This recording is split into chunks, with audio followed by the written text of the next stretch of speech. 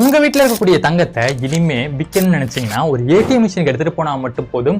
வெறும் 30 நிமிஷத்துல அதை காசா மாத்தி உங்களுடைய பேங்க் அக்கௌண்ட்டுக்கே அதை கொடுத்துரும் அப்படின்னு சொன்னா நம்ப முடியுதா?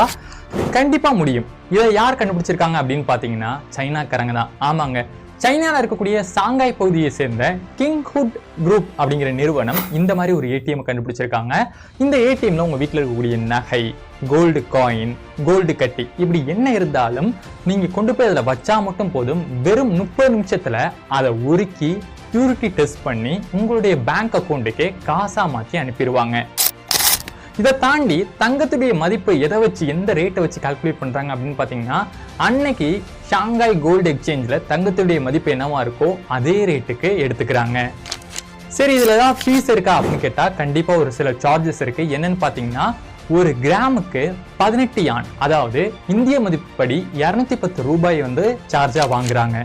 நார்மலா இந்தியாவில் நீங்க யார்ட்டையாவது கோல்டு விற்க போறீங்க அப்படின்னு பாத்தீங்கன்னா மிடில் மேனுக்கே நிறைய காசு நீங்க கொடுக்குற மாதிரி இருக்கும். ஆனா இங்க அந்த சார்ஜஸ் ஃபுல்லாமே கட் ஆகுது. இதை பற்றி நீங்க என்ன நினைக்கிறீங்களோ அதை கமெண்ட்ல பதிவு பண்ணுங்க. இதே போன்ற யூஸ்ஃபுல்லான வீடியோக்கு நம்மள ஃபாலோ பண்ணிக்கோங்க. நன்றி.